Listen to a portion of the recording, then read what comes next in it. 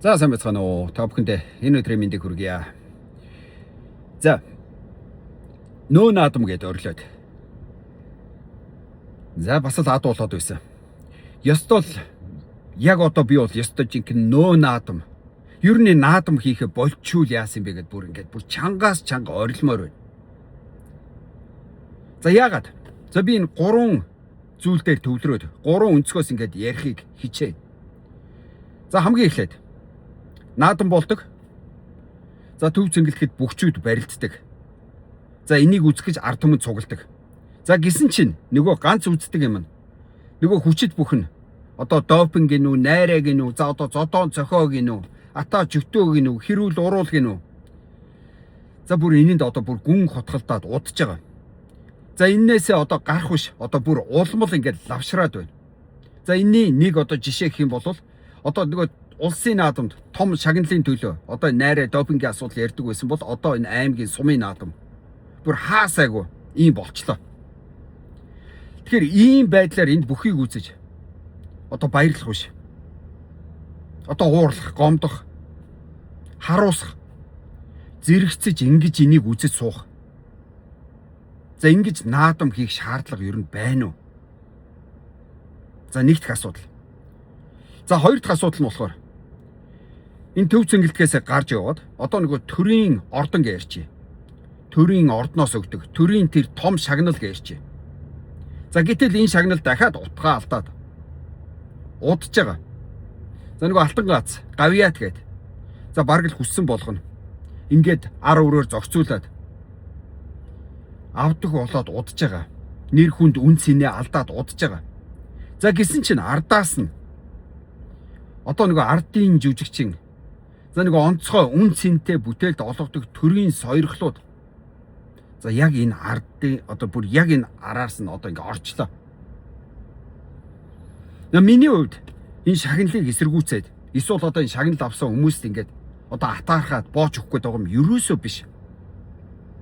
За миний хувьд олон жил ажилласан за энэ ард түмнийхээ төлөө одоо хүс хүч залуунаасаа бүгдийг зориулсан за хамгийн гол юм хийсэн одоо тэр бүх ажлынх нь үр дүн гарч энэ ард түмэнд ашиг тусаа өгсөн. За ийм хүмүүс авах ёстой шагналаа авах ёстой. За гэтэл энэ хүмүүсийн хажуугаар нөгөө туулаанууд ингээд ороод энэ шагналыг нь авчгаар нөгөө хүчээрээ хөдөлмөрөөрөө бүх насаа залуу насаа ингээд зориулсан үр дүн гаргасан энэ хүмүүсийн авсан шагналын одоо нэр хүнд үнц нь байхгүй болчиход байна. Үнгүүтчихэд байна.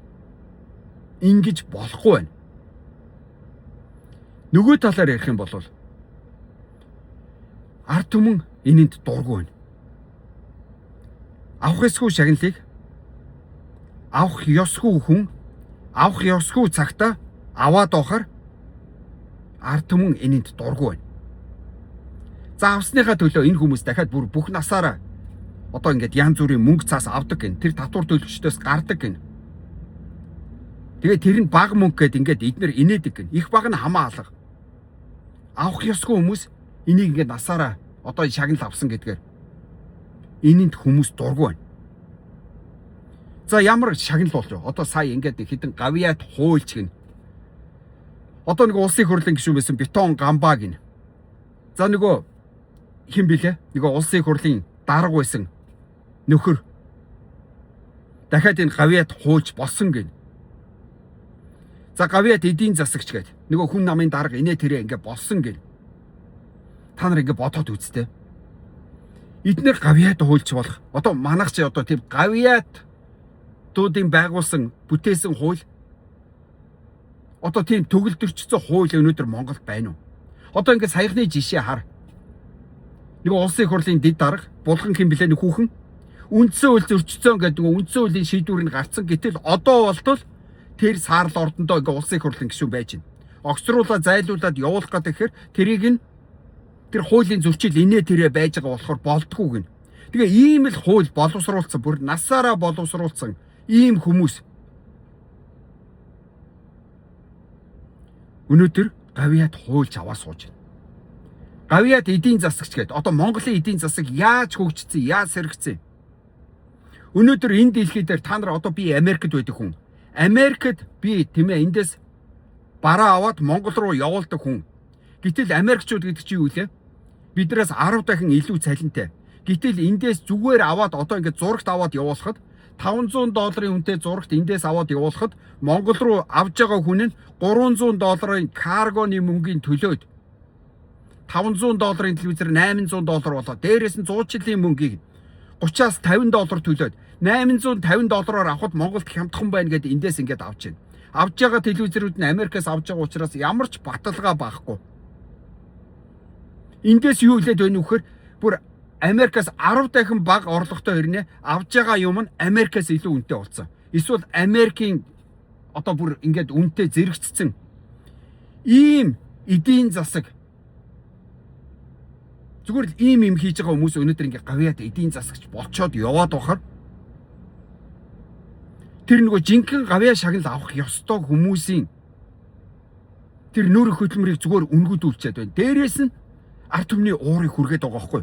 Уг нь бол энэ чинь улс юм чинь авах ёстой хүмүүс нь авах ёстой цагтаа авах ёстой шагналаа аваад ард түмэн нь авсныхын төлөө ингээ баяр хүргээд бүгдээрээ сайхан баярлаад цэнгээ сууж явал гоё. Гэтэл ийм туулаануудаас болоод одоо ингээд авсан ч гэсэн ингээд нэг авахсгүй юм авцсан юм шиг эсвэл одоо авилгалдаад авцсан юм шиг ингээд гим одоо хүний өмнө гим хийцсэн юм шиг ингээд царайлт суух. Эсвэл нөгөө баяр хүргээд ингээд сууж явах хэвээр хүмүүс нь яас авилгалдаад авцсан уу? Ар өрөөр зөгцүүлсэн үү гэсэн. За шууд хэлэхгүй ч гэсэн харцаараа хэлээд. Ингээд одоо байж хаар онцгой байгууз. Тэгэхээр ингэж энэ одоо наадмаар ингээд цоол өгч энэ төрийн ордоо одоо энэ ард түмний төрийн дээд оглыг ийм ингэж одоо наадам хийх шаардлага байна уу гэдэг юм хоёр дахь өнцөг. За гурав дахь өнцөг нь уг нь нөгөө нэг энэ шагналыг өгөөд байгаа тэр төрийн ордон тэр дээр нь хідэн томчууд байгаа даа тийм үү? Тэднийг хийх ёстой ажил одоо энэ төрийн наадмыг ард түмний наадмыг одоо энэ төв цэнгэлтэд байгаа энэ бүхийг та нар ингэж авилгалдахгүй ар өрөөр зохицуулахгүй ингэж допинг хэрүүл уруул хийхгүй ингэж болохгүй гэд ингэ байж ах ёстой. Нөгөө талаар нөгөө төрөөс олгодог шагналыг та нар ингэж болохгүй авах ёсгүй хүмүүс авах ёсгүй газараа ийм авах ёсгүй шагналыг авч болохгүй гэд ингэ байж ах ёстой хүмүүс нь харсан ч хараагүй юм шиг сонсон сонсоогүй юм шиг нөгөө нэг бүхийнхаа цолыг л өгдөг дараа допингийн асуудал гарангуут буцаагаал авдаг эсвэл одоо ингээд нөгөө гавьяат мавьяат янз бүрийн цолыг ингээд харсан ч хараагүй юм шиг сонсон сонсоогүй юм шиг өгөөд байж идэг. Тэгэхээр иймэрхүү байдлаар ингээд бид нар наадам хийх шаардлага байна уу? Тэгээд дахиад ярив. Товчлоод 3. Төрийн төв зэнгэлтэгт нь хідэн бүхчүүд найраа хийгээд ингийн бид нар наадам хийх хэрэг байна уу? Эсвэл төрийн ордонд нь өгж байгаа одоо энэ шагналыг ингээд одоо хідэн туулаачлаад хідэн ар үрийн хайлгатаа аваад ингээд хийсэн бүтээс нь мэддэхгүй хүмүүс ингээд аваад ингээд найрлаад байж байгаа. Ингийн одоо наадамлах шаардлага байна уу? Эсвэл энэ бүгдийг хянаж явах ёстой, зохицуулж явах ёстой, энэнд нь өгөн тэрэнд нь өгөхгүй гэд ярьж явах ёстой. Хүн нь харсан ч хараагүй юм шиг, сонсон сонсоогүй юм шиг энэ бүх шагналыг нь ингээд өгөөд байж байгаа. Тэгээ ингийн одоо наадам тэмдэглэх шаардлага байна уу? Тэгээ тийм болохоор би одоо нөгөө нөө наадам гэдэг энэ наадам хийхэ болчул яад ингээд одоо бүр аргаа бараа сууж байна. Ёстой бүр аргаа барсан үний үг байхгүй юу? Угтаа бол энэ чинь Монголын наадам, ард түмний наадам, төрийн наадам ингээ болохгүй бүтэхгүй байна. Энийг нь арилгыг цэвэрлэе. Жинхэнэ наадам шиг наадамлъя. Жинхэнэ нөгөө нэг шагнал авах хэвээр хүмүүсээ тодруулсан шиг тодруулъя. Өгсөн шиг өгье. Тэгээ дээр нь өгж байгаа хүмүүс нь жинхэнэ цензуур тавьсан шиг тавиад ингээд явъя гэд. Ингээд уг нь арилгаад ингээд гой наадмаа хийж тэгл гоё биз. Гэтэл ингэж чадахгүй энэ нь одоо бүр ингээд нөгөө хонглын үзүүлэлт гэрэл ингээд бүдгэрнэ гэдэг шиг уг нь бол хонгрын үзүүлэлт гэрэл бид нар ойртох тусам тодорж явах хэрэгтэй байтал бид нар одоо холдоод байгаа юм байна. Улам бүдгрээд алслаад байгаа болохоор одоо бид нар чадахгүй юм байна. Тийм учраас одоо ингийн наадмаа хийх шаардлага байд юм угээд ингээ аргаа бараад л ингээд ийм юм яриа сууж байна. Тэг хүн болгон өөрийнхөө хэмжээнд юм хийж байгаа, бүтээж байгаа янз бүрэл болж байгаа. Авах ёстой шагналаа авах ёстой л баг. Тэр бол ойлгомжтой. Тэгвэл хідэн ийм туулаанаар тэрнийг нэг хідэн хүчит бүхчүүд гээд нэг хідэн мэдээж эрэг тэр дотор чинь мундаг өөрийнхөө хүч хөдөлмөрөөр явж байгаа мундаг бүхчүүд байж байгаа. Тэдний нэр хүндийг ч гэсэн унгаад ингээд хідэн туулаанууд.